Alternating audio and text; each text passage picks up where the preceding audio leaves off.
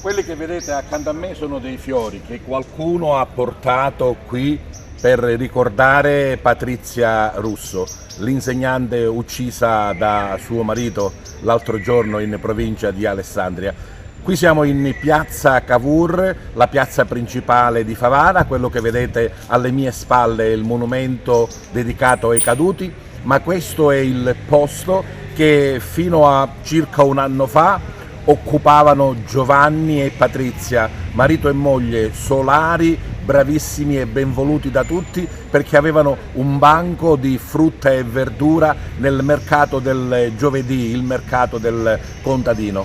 Due persone apprezzate, dicevamo, oltre che per la loro attività, anche come persone. E poi Patrizia era anche un'insegnante ben voluta da tutti. Giovanni impegnato anche nel sociale, era attivista di Mare Amico, si era anche dedicato alla politica. Insomma, una coppia che alla vista di tutti era praticamente perfetta. Poi qualcosa si è inceppato, il dramma è accaduto. Giuseppe Moscato, una delle colleghe di Patrizia Russo. Certo, sentire una notizia così forse ha fatto andare in angoscia un po' tutti. Sì, aver avuto l'onore di conoscere Patrizia è un privilegio, perché è l'emblema della... non riesco a parlare al passato. Patrizia era l'emblema della solarità, della positività, un sorriso per tutti, una parola di conforto.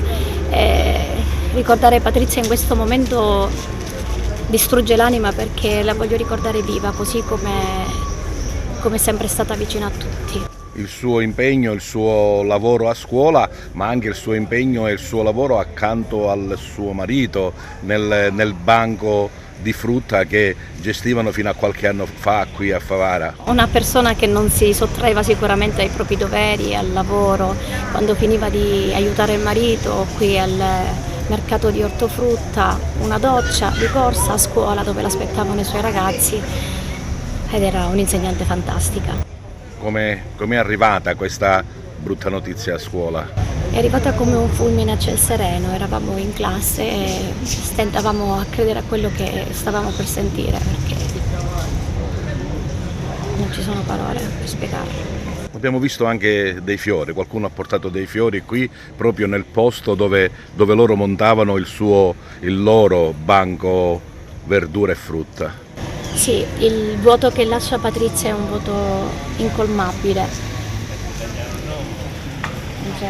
Non ci sono parole veramente per esprimerlo. Noi assistiamo quotidianamente a questi assassini sulle donne con una facilità, come se si consumano come una scatola di cioccolatini. Cioè, oggi l'uomo è molto debole, secondo me, molto fragile, non accetta che la donna possa essere proprio alla pari, pensarla come l'uomo, quindi loro soffrono, gli viene a mancare quella virilità, secondo loro, perché mentre prima avevano un potere in mano, decidevano tutto, ora addirittura sentono